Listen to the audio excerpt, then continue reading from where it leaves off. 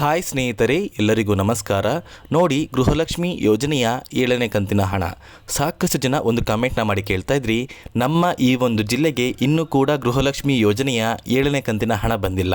ಅದೇ ರೀತಿ ಸಾಕಷ್ಟು ಜನ ಕೇಳ್ತಾ ಇದ್ದೀರಾ, ಸರ್ಕಾರದಿಂದ ಯಾವ ಒಂದು ದಿನ ಗೃಹಲಕ್ಷ್ಮಿ ಯೋಜನೆಯ 7ನೇ ಕಂತಿನ ಹಣ ಬಿಡುಗಡೆ ಮಾಡ್ತಾ ಇದ್ದಾರೆ ಅಂತ.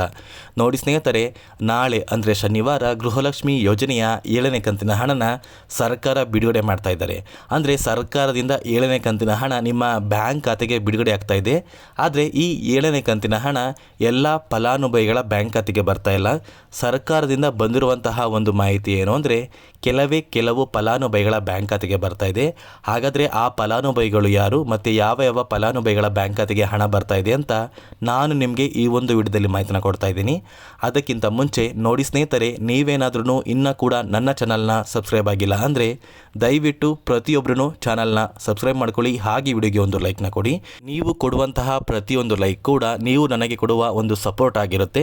ದಯವಿಟ್ಟು ಪ್ರತಿಯೊಬ್ಬರೂ ಚಾನಲ್ನ ಸಬ್ಸ್ಕ್ರೈಬ್ ಮಾಡಿಕೊಂಡು ಹಾಗೆ ವಿಡಿಯೋಗೆ ಒಂದು ಲೈಕ್ನ ಕೊಡಿ. ನೋಡಿ ಸ್ನೇಹಿತರೆ, ಗೃಹಲಕ್ಷ್ಮಿ ಯೋಜನೆಯ 7ನೇ ಕಂತಿನ ಹಣ ಅಂದರೆ ಫೆಬ್ರವರಿ ತಿಂಗಳ 7ನೇ ಕಂತಿನ ಹಣ ಸರ್ಕಾರ ಮಾರ್ಚ್ ತಿಂಗಳಲ್ಲಿ ಪ್ರತಿಯೊಂದು ಫಲಾನುಭವಿಗಳ ಬ್ಯಾಂಕ್ ಖಾತೆಗೆ ಬಿಡುಗಡೆ ಮಾಡ್ತೀವಿ ಅಂತ ಒಂದು ಮಾಹಿತಿನ ಕೊಟ್ಟಿತ್ತು.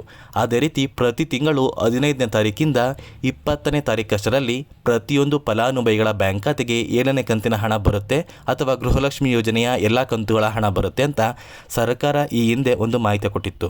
ಆದರೆ ಸರ್ಕಾರದಿಂದ ಇನ್ನೂ ಕೂಡ ಯಾಕೆ 7ನೇ ಕಂತಿನ ಹಣ ಬಿಡುಗಡೆ ಮಾಡಿಲ್ಲ? ಇನ್ನೇನು 15ನೇ ತಾರೀಕು ಕೂಡ ಆಯಿತು.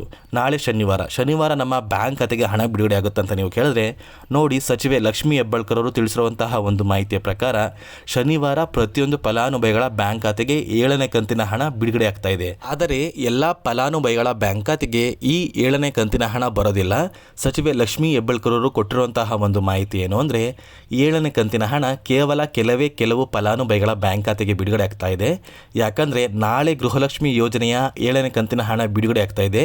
ಮೊದಲ ದಿನದಲ್ಲೇ ಎಲ್ಲ ಫಲಾನುಭವಿಗಳ ಬ್ಯಾಂಕ್ ಖಾತೆಗೆ ಹಣನ ಬಿಡುಗಡೆ ಮಾಡೋದಕ್ಕೆ ಆಗ್ತಾ ಇಲ್ಲ. ಅದೇ ಒಂದು ಕಾರಣಕ್ಕೆ ಸುಮಾರು 2 ರಿಂದ 5 ಲಕ್ಷ ಫಲಾನುಭವಿಗಳ ಬ್ಯಾಂಕ್ ಖಾತೆಗೆ ಸರ್ಕಾರದಿಂದ ಗೃಹಲಕ್ಷ್ಮಿ ಯೋಜನೆಯ 7ನೇ ಕಂತಿನ ಹಣನ ನಾವು ಬಿಡುಗಡೆ ಮಾಡ್ತಾ ಇದ್ದೀವಿ. ಸರ್ಕಾರದಿಂದ ಇಲ್ಲಿಯವರೆಗೂ ಯಾವ ಫಲಾನುಭವಿಗಳ ಬ್ಯಾಂಕ್ ಖಾತೆಗೆ 6 ಕಂತುಗಳ ಹಣ ಬಂದಿದೆ.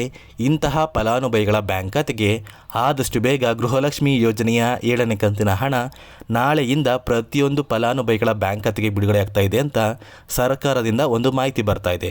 ಅದೇ ರೀತಿ ಈ 7ನೇ ಕಂತಿನ ಹಣ ಯಾವ ಜಿಲ್ಲೆಯ ಫಲಾನುಭವಿಗಳ ಬ್ಯಾಂಕ್ ಖಾತೆಗೆ ಬಿಡುಗಡೆ ಆಗ್ತಾ ಇದೆ ಅಂದರೆ, ನೋಡಿ, ಇಲ್ಲಿ ಸರ್ಕಾರ ಗೃಹಲಕ್ಷ್ಮಿ ಯೋಜನೆಯ 7ನೇ ಕಂತಿನ ಹಣನ ಯಾವುದೇ ಜಿಲ್ಲೆಗಳನ್ನು ಆಯ್ಕೆ ಮಾಡಿ ಹಣನ ಬಿಡುಗಡೆ ಮಾಡ್ತಾ ಇಲ್ಲ. ಪ್ರತಿಯೊಂದು ಜಿಲ್ಲೆಯ ಫಲಾನುಭವಿಗಳ ಬ್ಯಾಂಕ್ ಖಾತೆಗೆ ಸರ್ಕಾರ ಹಣನ ಬಿಡುಗಡೆ ಮಾಡ್ತಾ ಇದೆ.